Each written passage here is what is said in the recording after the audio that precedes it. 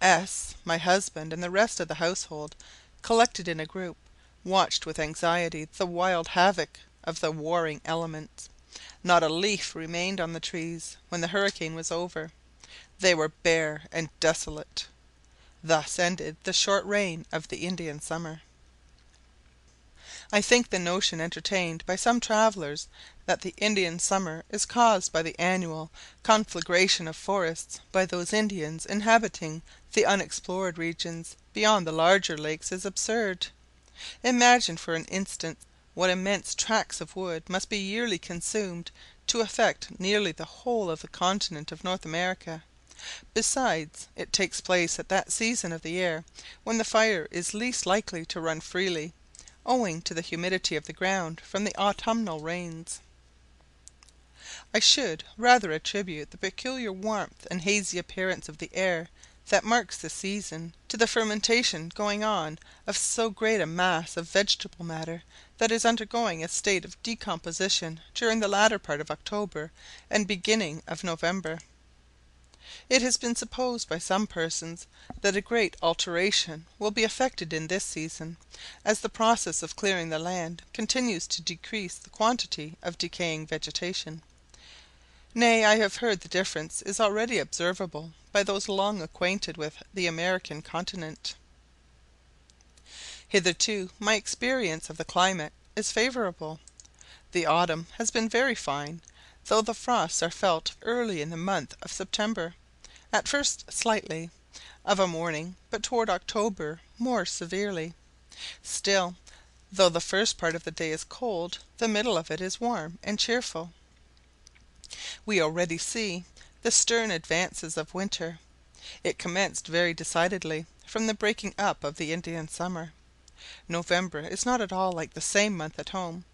The early part was soft and warm, the latter cold, with keen frosts and occasional falls of snow; but it does not seem to possess the dark, gloomy, damp character of our British Novembers. However, it is not one season's acquaintance with the climate that enables a person to form any correct judgment of its general character, but a close observation of its peculiarities and vicissitudes during many years' residence in the country. I must now tell you what my husband is doing on our land. He has let out 10 acres to some Irish choppers, who have established themselves in the shanty for the winter.